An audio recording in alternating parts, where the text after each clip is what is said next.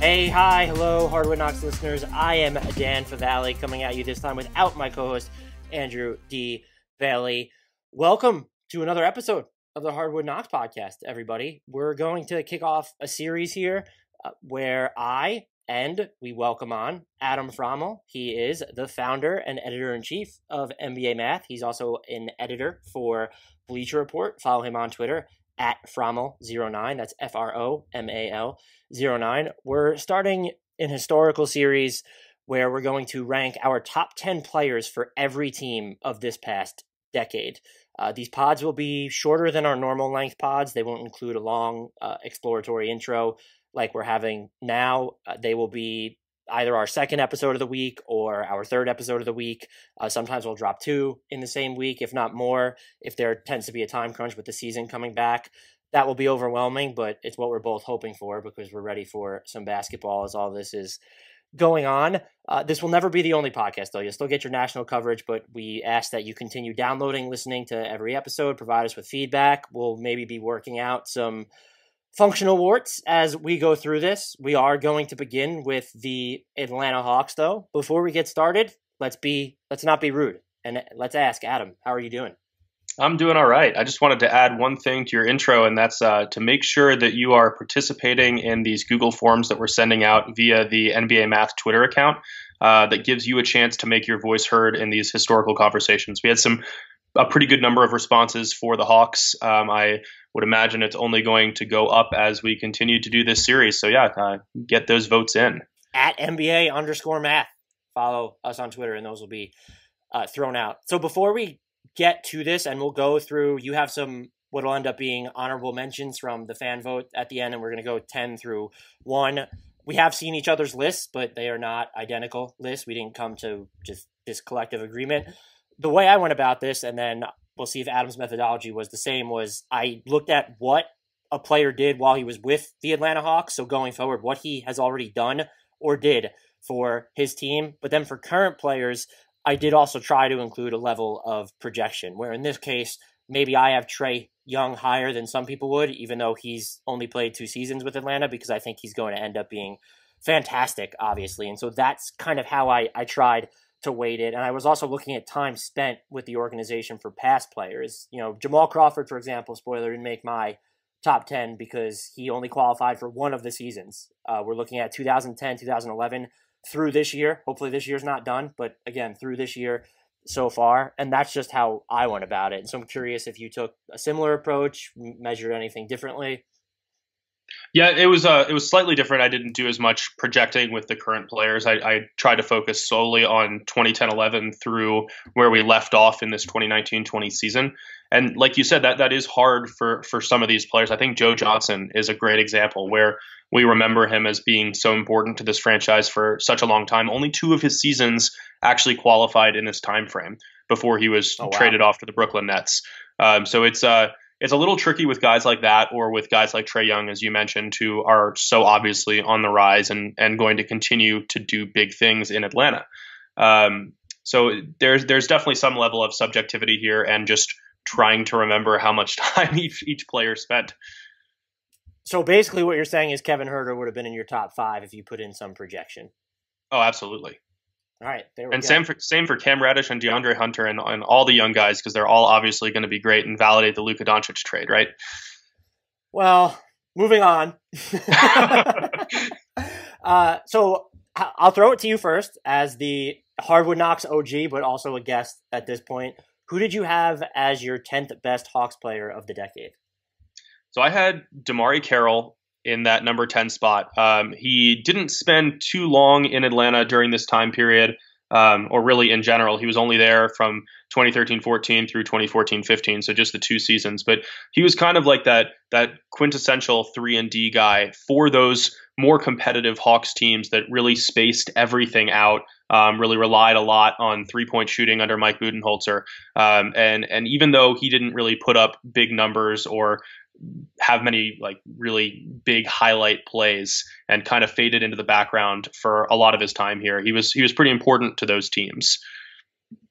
My number 10 was Josh Smith, and you have pointed out that you think that that's way too low for Josh Smith. I think I actually see that argument as I was sort of going through mine in my head while you were talking for Jay Smoove. He spent, he's seventh on the Hawks in total minutes played this decade, was there for 3 seasons in our decade window. And I think at the time it was sort of just like, yes, he was maddening, but his game was just also so versatile. You always wish that he maybe took and hit more threes, or maybe it didn't because he missed. No, we definitely wished he took fewer. But he was someone who could hit the defensive glass. He was a pretty good passer. He gave you a lot of defensive portability. I don't think, when you look at, you'd probably call him like a combo wing at this point, borderline big, and just someone of his size with the block rates and the steal rates that he put up. He was maddening because he was just so damn talented, and it never seemed like he fully put it together. It always felt like if he was just a little bit better on offense or more efficient as a scorer overall, maybe we're talking about someone who not only that the Hawks maybe keep for longer, but who's still in the NBA, perhaps. And so maybe I'm being skewed by that, the fact that he's been out of the NBA for a while, but he was one of the most frustratingly versatile players I've ever watched play basketball. I think that's a great way of putting it. I have him a little higher in my rankings. I do want to just add right now that it's slightly outside of our time frame, but I wish we could see 2009, 2010 Josh Smith in today's NBA. That was the season he averaged 15.7 points, 8.7 rebounds, 4.2 assists, 1.6 steals, and 2.1 blocks. He took I think 7 threes the entire season, which definitely wouldn't fly in today's NBA, but he played the right way that season, and he was just everywhere on defense. And it's easy to imagine him now, like that prime version on a team like the Rockets, where he could play some center and just wreaking havoc and switching everywhere. And I kind of wonder if like the end of his career, like just the disaster that was the Detroit Pistons tenure and the very forgettable time that he spent with the Los Angeles Clippers and Houston Rockets. And today I remember that he even played for the New Orleans Pelicans, which I did not remember prior to today. But like, I think all of that has the Houston Rockets season in that playoff series in 2015 too. Right. He had that one big game. But yeah, I think like all that, like the downswing at the end of his career has maybe made us forget just how good he was during his best days with the Hawks. It was also probably a matter of, I don't think teams valued what he did as much as they do now when he was doing it. So it was sort of like maybe the Hawks didn't really know like how to best deploy him, but I also don't think Josh Smith knew how to best deploy himself. Just some of the shots he took were awful. That's totally valid. So many long twos throughout his career, and just never buried them at even a clip that made you think, oh, okay, like you could shoot those. That's fine. So yep.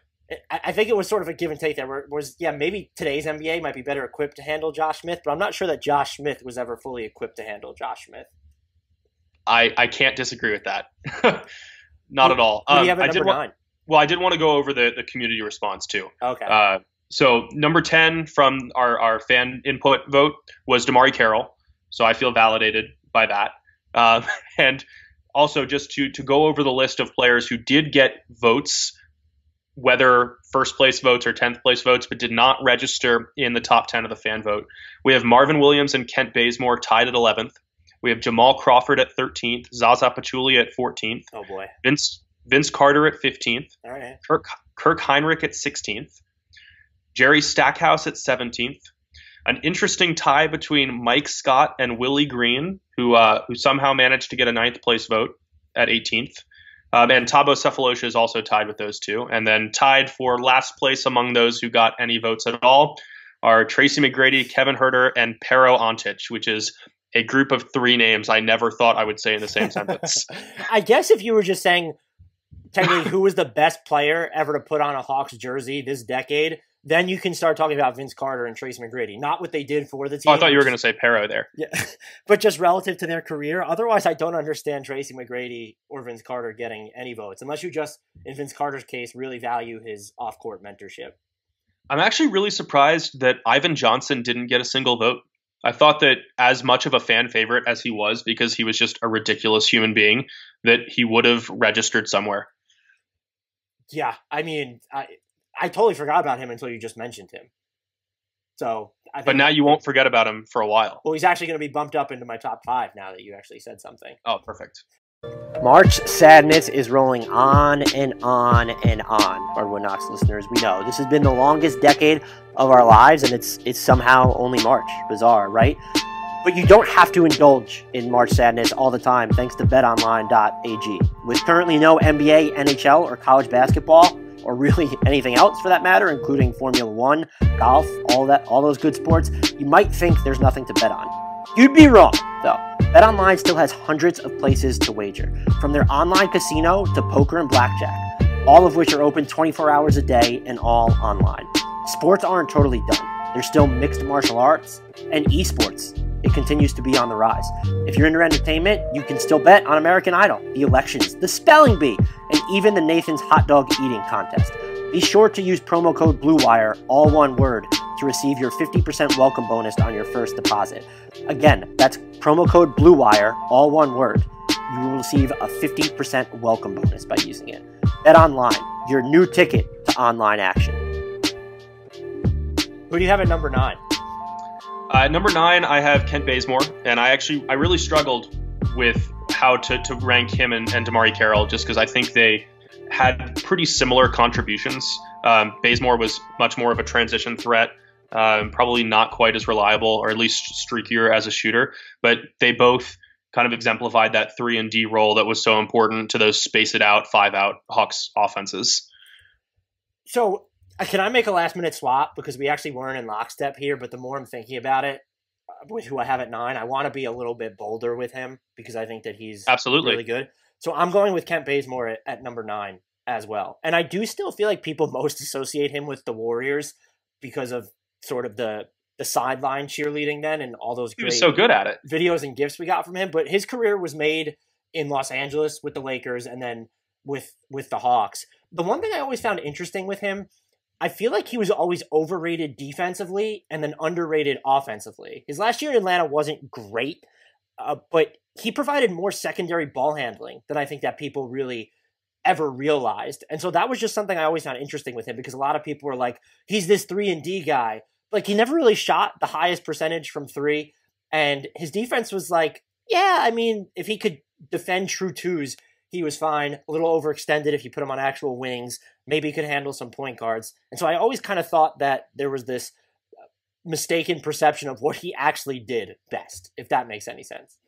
No, I think that's totally fair, and it's probably the area he grew in most in Atlanta was his facilitating.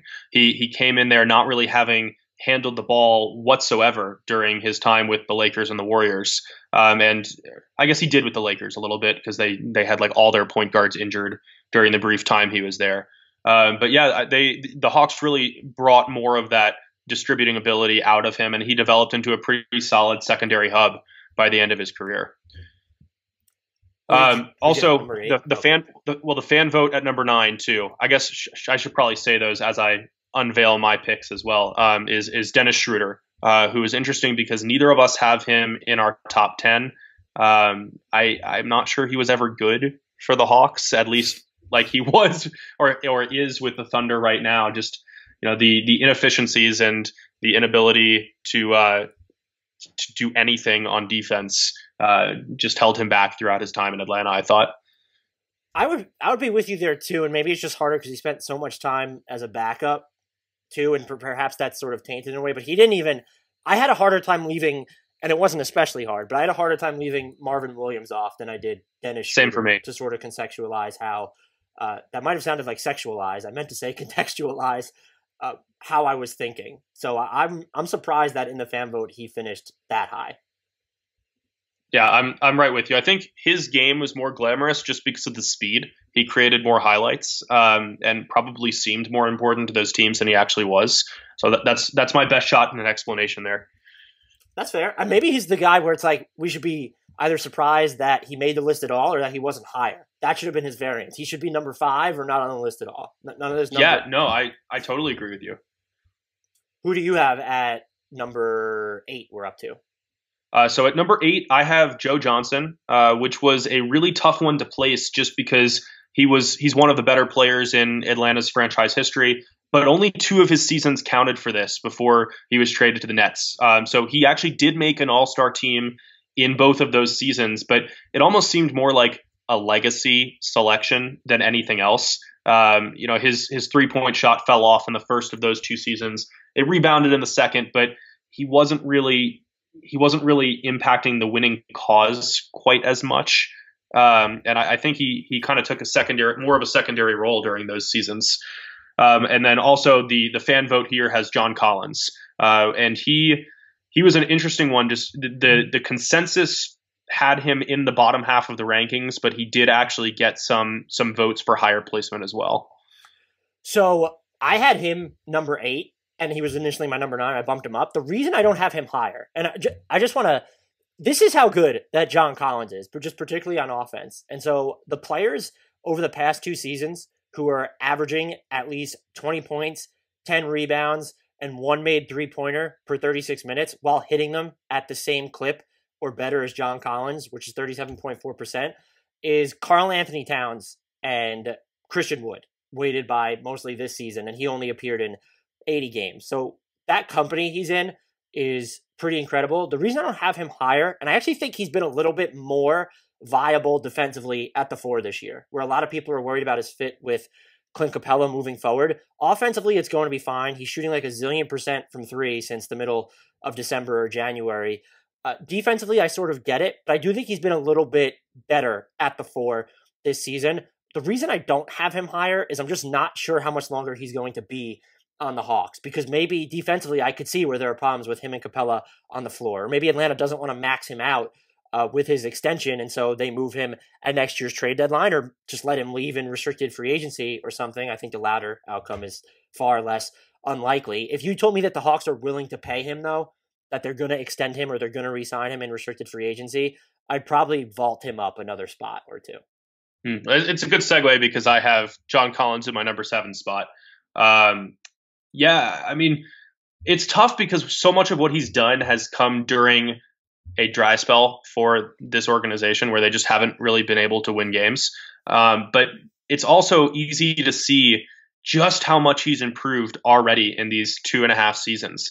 And I think it's partially because the Hawks kind of treated his role without much clarity at the beginning. He kind of bounced between playing the 5 and playing the 4 and tried to develop skills in both of those roles. And they really started to come together a little bit more during this season, aside from when he was suspended, of course. And you look at like his 3-point shooting, where at Wake Forest in 2 years, he took 1 3-pointer and missed it.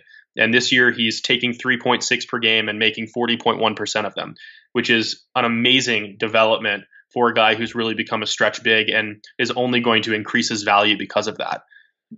Yeah, I mean, you just look at the number of 3-pointers he's taken over the last, I mean, you can look at his NBA career. He's 130 of 352 from deep for his career, 36.9%, more than solid, particularly, like you said, he wasn't shooting threes really at Wake Forest, but just the last 2 seasons, he's over 300 attempts just in those 2 seasons. He would have been on pace to probably take 200 plus this year had the regular season been finished. So he's come a long way offensively. He's even a little bit more comfortable doing some stuff with the ball in his hands. And there are very few guys, I think, that are both pick and pop and pick and roll, where you could trust him as the rim runner, but also now he's that threat from outside the arc. And that's what makes him, that's what I think is going to make the fit with Clint Capella offensively so easy. He's almost become underrated in that sense offensively to me. I understand the defensive qualms, though. I think we'd be talking about him as an all-star right now had he not been suspended at the beginning of this season. I mean, looking at the Eastern Conference, I don't think you could doubt that one bit. Yeah, and then just as the record keeping, the number 7 for the fan vote was Josh Smith, who we've already talked about, and I'll turn it over to you for your 7th. I have Damari Carroll, and like you said at the top of this, he didn't spend so much time with the Hawks during this period, and maybe I'm sort of just romanticizing that Hawks team from 2015 where they were all just named player of the month. And I know that they were steamrolled eventually in the playoffs that year, but what he did defensively for them, it was a lot. Like, he was in charge of defending the toughest assignments, perimeter assignments, basically night in and night out. And the Hawks were, for that one season, a 60-win team. And he was such a huge part of that. He came to, at that time, typify the 3-and-D specialty. He was also, not to the extent that Kent Bazemore was, but he could sort of make these simple passes while he had the ball in his hands. And so not someone that you would ever lean to fully to have that role, but to be able to make those quick second passes. I think people underestimate how valuable he was on both ends of the floor to that Atlanta team. You could, again, if you told me that John Collins was going to be on the Hawks past next year, I'd put him above DeMarre Carroll in a heartbeat. But he just, I might be romanticizing the those Hawks teams that had Horford, Millsap, Korver, DeMarre Carroll, and Jeff Teague. He stands out to me during this period than a lot of more so than a lot of other players. I think he might deserve some more credit than I'm giving him to, just because of the willingness to sacrifice for the betterment of that team. Now, these were some of his prime years. Like, he easily could have wanted to post bigger box score numbers and take more shots, and he never seemed anything but content filling that role that kind of went under the radar for the most part. Sort of that what if is if he never, because he was basically having knee problems before he left Atlanta. And so if he never has those knee problems and they've sort of derailed his career in general, I wonder if maybe he stays in Atlanta past that. Perhaps they were never going to give him the contract that Toronto did at the time. That's still just, that's just one of the better what ifs. But again, the defensive workload that he shouldered was through the roof during his time there. Yeah. Moving on to, who do you have for number 6? Number 6, I have Josh Smith. I wavered a lot between whether I wanted him or John Collins to be higher. It's tough with Smoove, just because it's hard to remember like exactly what he did after, as we talked about, after the end of his NBA career. And he never really seemed to fully maximize what his on-court abilities were. I'm actually more intrigued by the fan selection of Kyle Korver at number 6. I know we both have him yet to come in ours, but he's definitely a fascinating player in the last decade for Atlanta, just because he was such a specialist, but he was so impactful as a specialist and had so many memorable moments between the 3-point streak and the dunks that he threw down in transition during that magical 60-win season. Yeah, I mean, I'm with you there. The fan vote at Kyle Korver at number 6, I actually feel like that's almost low. Yeah. I mean, we both have him at number 5, not to spoil anything. Yeah. My number 6, I was tempted to drag down below both Carroll and, again, Collins was so tough for me. I just wanted to keep moving him up. I have Joe Johnson.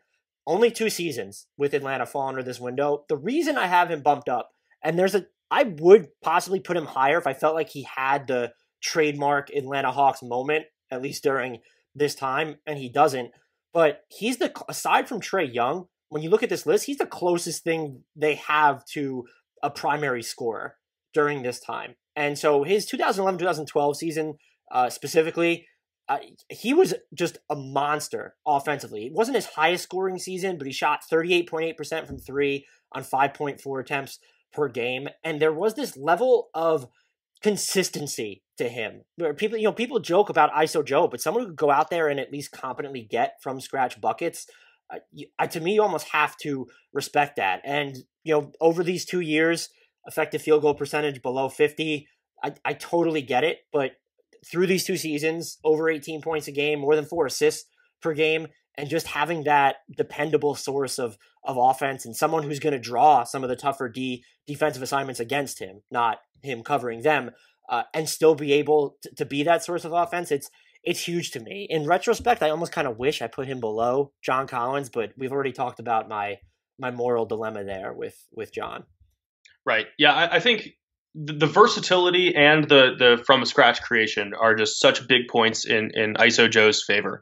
He during these last couple of seasons in Atlanta, he was creating around like 60% of his buckets without using an assist, which is really important from a wing player, especially because he was capable of attacking from the post or working from the elbows or taking threes, and that ability to draw constant attention from a primary defender on the other team was a really big deal. There's no doubt about that. Still, he's going to be the one that I feel like, insofar as people listen to this, that might think that probably the most overrated one. You had him at 9? I had him at 8. 8. So just because he only spent 2 seasons there, so I would totally understand. It's so hard because of the 2 seasons, yeah. You already spoiled number 5 for the two of us, but take it away with Kyle Korver. Yeah, I mean it's all about those 3-point shots, right? I mean, just he was that constant spot up threat. I think the play I associate most with him in Atlanta is just curling off one screen, catching it at the top of the key, and just like leaning in a little bit as he shot. And it was the same form every time. It always looked good. He made 45.2% of his threes while taking 5.5 per game in Atlanta over 5 seasons, all of which do qualify for this time period. So it's, he was an all-star that one season when the Hawks won 60 games. It felt kind of like a more of an inclusion because the team was so good than anything he did. It's one of the weirder all-star selections we've seen in a while. But at the same time, he made 49.2% of his threes that year while taking 6 per game. Like that, as we know in this fully modernized NBA where everyone is shooting like that matters a lot. Can you guess where Kyle Korver ranks during this time period in minutes played for the Hawks too? I'm not sure that people realize just how extensive his involvement was. I'm going to guess 4th. 3rd, behind only Millsap and Al Horford. I thought Teague might have been ahead of him too. You are absolutely, maybe he was above Millsap, excuse me. Teague leads the team. Okay. Horford and then Korver. Yeah. All in the same ballpark, I would imagine. I did not look that up, so I'm spitballing here. I was just trying to look at sample size, and so it was not that I wasn't like floored, but when you think about like Kyle Korver being 3rd in minutes during this time, or at least being ahead of Paul Millsap, there was fairly interesting to me. But you just look, I mean, the dude is just a sniper, and some of the things I know he wasn't really allowed to dribble, but he could make some nice passes at times, and the shots that he's taking from 3, they were not all these easy shots. Just they're so quick, coming around screens, needs like sub-0 seconds to get them off. And when you look at this specific window, there are only 4 players that hit more threes than him: Steph, Clay, Harden, and Dame. And so that's like incredible company to be in as a guy who is firmly below those superstars that are in front of him, and just so valuable to the best Hawks teams in recent memory that we remembered, opening things up for everybody and being someone that could just bend the defenses as not just the shots he's making, but watching him move off the ball when he was closer to his prime. I feel like it counted as a form of cardio, watching Kyle Korver move off the ball during these years. And he's all about those unique types of cardio during the offseason training. But I actually don't think we've mentioned what I think is the most underrated part of his game, and that's his defensive rebounding. He was always really good at reading those caroms, and he had such strong hands. Like, it was amazing watching how many times he would be in the land of bigs and somehow come down with the ball. Like, if he got his hands on it, he was going to get the defensive rebound.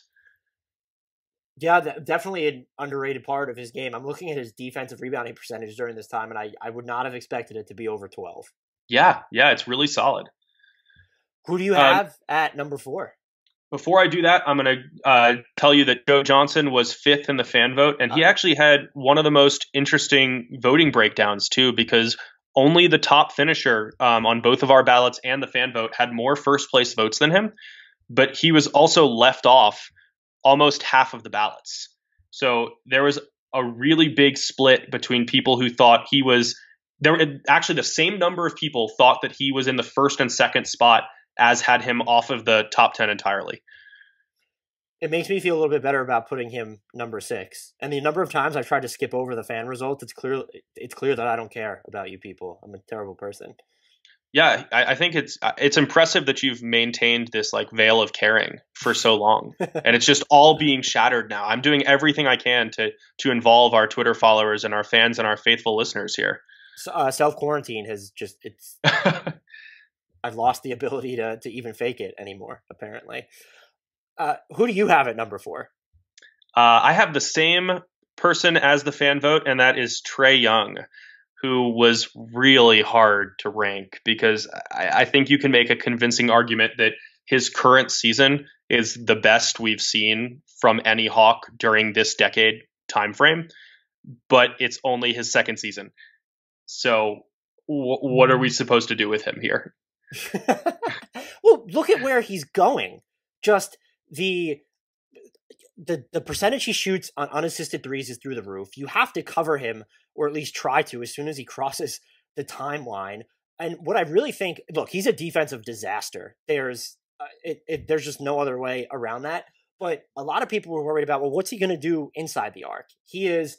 I've seen takes where they say that he doesn't elevate the play of his teammates, and that's just not true. He's a fantastic passer. Totally BS, yeah. And he's really done a better job than I would have expected at getting looks in around the rim. His floater game is legitimate, and he seems to know how and when to get his shots off when he's in traffic and putting them just out of reach of the longer arms that are in front of him. And just someone who keeps the defense in perpetual tilt. And the Hawks run this season about a league average offense when he's on the court.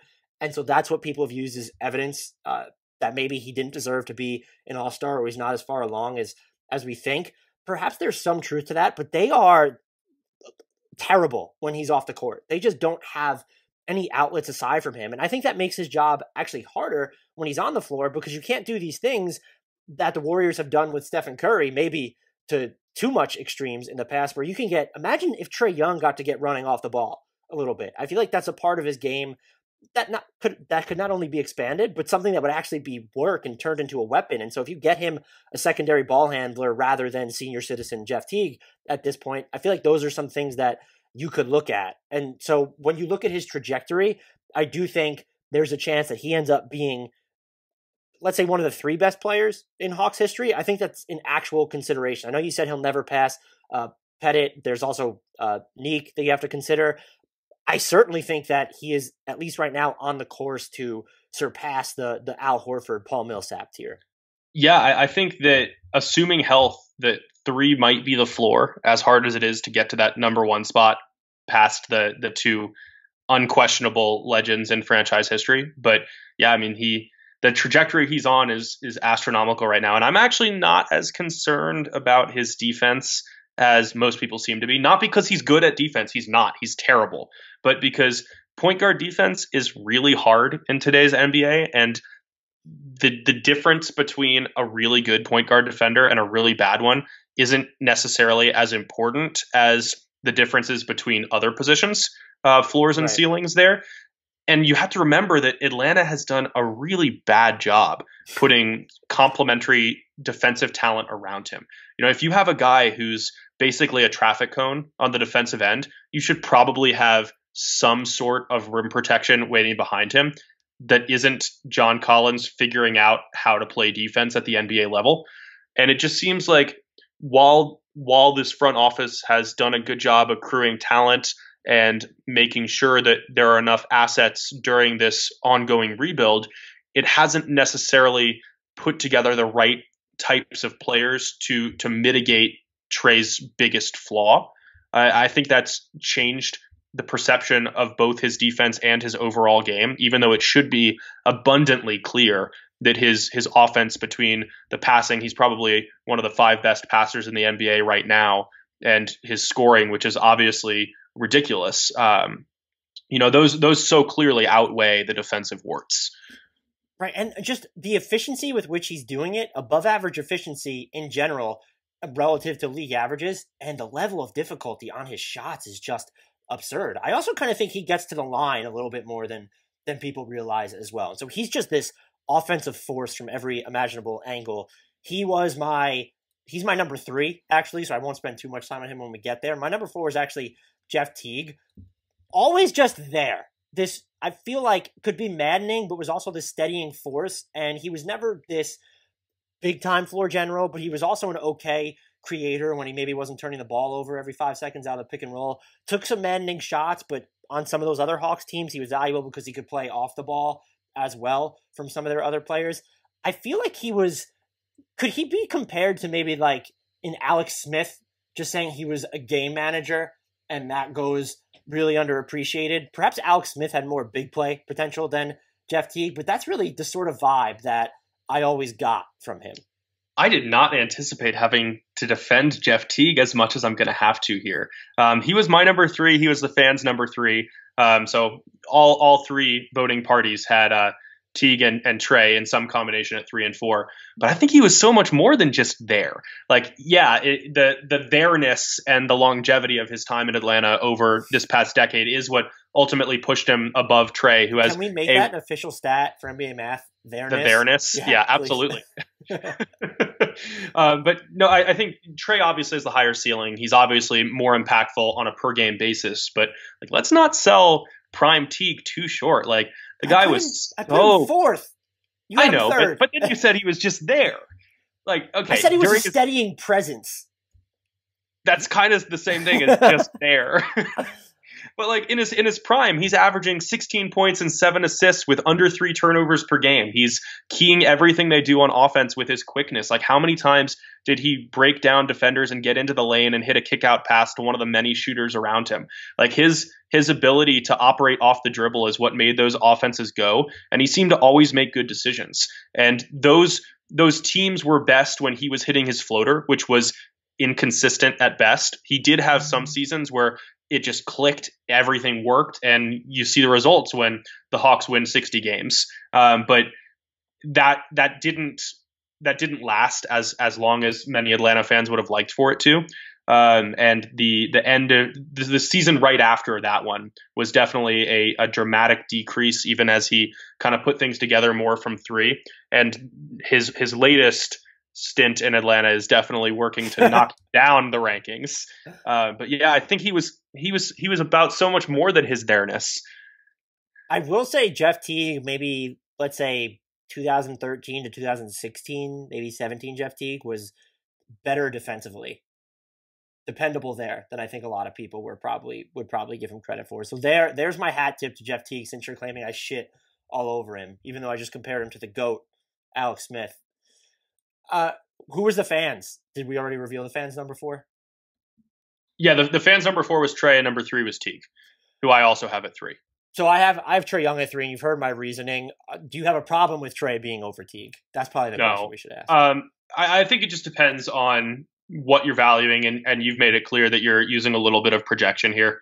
And I don't think there's anyone who would say that Teague is better than Trey Young. It's a matter of how much you value the there-ness.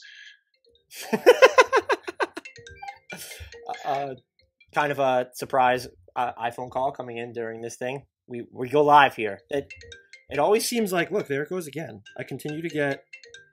I think you have to take it on the air now. No, I can't do that because it was my father-in-law, so I don't really know what that's going to be about. Mm-hmm. Who did you have for? I feel like we're going to be consensus now. We're consensus of the fans too. Yes. In the top 2. Yeah. So number 2 for both of us. Who did we have? We had Paul Millsap. So good. So good. So underrated. So good. Just did everything. He could have. I actually didn't double check this. I feel like he should have made, and maybe he did. I'm looking at it right now. I feel like he definitely should have made an all defensive team during his time with the Hawks. Did he? I don't think he did. He made one. He made one. Okay. He made one during the 61 season, or no, during the 48 and 34 season in 2015-16. But he should have made more than that. Yeah, he made. Wow. Yeah, 2015, the second team all defense. I would have thought that even 2015, 2016, I feel like maybe he should have been first team. I have to look at those results there. I feel like I remember him getting like some fringe love in Defensive Player of the Year discussions too. Am I making that up? No, certainly. Dude, so looking at guys who cross the threshold of, he's a big, and so like I put him in that year. Like, he was the same, just sort of anchor that Draymond Green was for the Warriors. Probably not as extensive there, but that's the type of defender that Paul Millsap was in his prime, where he could defend basically everyone. And so that was a huge part of Atlanta's success during that time.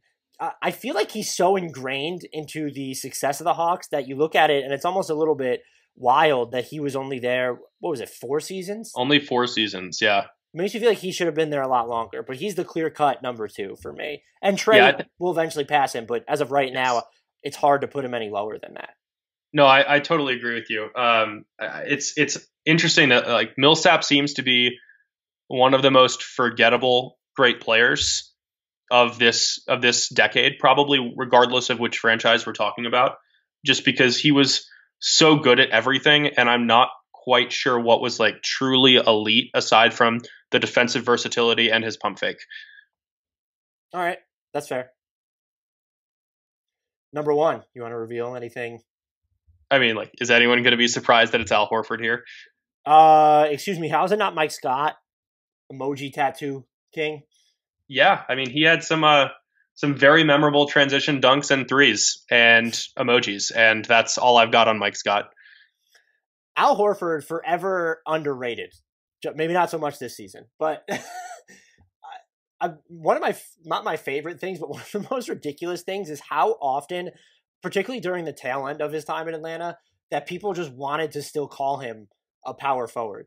And it's like, you know, right. I never understood that. Even earlier in his career, if you look at the minutes breakdowns, it said that he logged a lion's share of his minutes at the 5, but at least there was more time, especially before Millsap came along. He had some seasons where they were just larger splits. Al Horford was a center, and he was just so good. Never did, I guess, anything you could say at a superstar level, though I do think he was at that level defensively for at least a few seasons, including both of his years in Boston, or maybe all 3 of his seasons in Boston, excuse me. But just did everything and did it really well at fringe star levels, let's say, on offense, from facilitating, from being able to pump fake and put the ball on the floor, from being a pick and pop option at a time when those weren't nearly as common as they are now. And I never understood just the lack of appreciation for him. I know it was exacerbated in Boston because of some of his performances, and you look at, Tristan Thompson absolutely owned him in certain matchups, and then even the Hawks teams, them getting steamrolled by the Cavs in 2016 playoffs. Is that where they won 60 games and went 4-0? I think that's the year. Was that 2015? Yeah. So that's the fun thing about history is all the years just meld together. That's how you know they're getting old. So forever underappreciated in my book, and he's going to go down, I think, as just one of the most underrated players in the NBA of all time. Right. So we just said that Paul Millsap is like one of the most underappreciated, overlooked stars. And in some ways it feels like Horford is essentially like a rich man's version of Paul Millsap, which I think is appropriate for the largely forgettable Atlanta Hawks to have those two guys in their top 2 spots until Trey surpasses them both. But yeah, I mean, like, I don't really have that much to add on your description of him, aside from, like, if you have one image of the non-Trey Hawks over the past decade, it's either going to be a Joe Johnson isolation shot or Al Horford elbow out, like 15-foot elbow jumper. Yeah, and also the way for a big, probably one of the best transition defenders among big men, I would think, ever. And more switchable than people gave him credit for, too. He had those in his prime, at least. He had those. No, that's not a good comparison. He was never the quickest, but he was just always, let's talk about his defensive there-ness. He was just always in the right spot that he needed to be, and where he's able to use his length or put space between guys to keep smaller players in front of him. And like you said, super switchable at his peak. Yeah, I think he's another player who gets a lot of credit for his there-ness. That's an official stat now. Let's start using it. His there-ness. Absolutely. That wraps it up for us here. Sub 45 minutes. I think that's solid. We'll try and go a little bit quicker in the future. Although if we spent 45 minutes on the Hawks, some of these pods might last a couple hours, perhaps. Follow Adam on Twitter at Fromal09. Follow NBA Math at NBA_math. Follow the Blue Wire Podcast Network at Blue Wire Pod. Shout out to our sponsor, betonline.ag. As always, they make this podcast possible, so please use that promo code BlueWire, all one word. You can follow me or Andy on Twitter, if you please, as well, at Andrew D. Bailey, at Dan Favale, Favale. And please, I've stopped doing this at the top of the pod to try and expedite things, but make sure that you continue to rate, review, and subscribe to the podcast on iTunes. Still the best way to help us out. Make sure you're downloading every episode. If you've done all those things, refer us, retweet the promos on Twitter, tell a friend, family member, coworker. Don't tell a random person on the street, because you should not be meeting random people on the street at this time. Hashtag social distancing. Until next time, though, I leave everybody with a shout out to Josh Smith, Jay Smooth. Shout out to him.